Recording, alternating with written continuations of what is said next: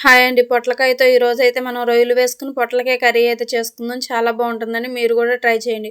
వీడియోలో చూపిస్తున్న విధంగా చేసుకుని పైన పప్పురంతా తీసేసి ఇలా చిన్న చిన్న ముక్కలుగా కట్ చేసుకుని ఒక ఉల్లిపాయ, ఒక 2, 3 పచ్చిమిరపకాయలను చీలికలుగా కోసుకుని అయితే పెట్టుకోండి.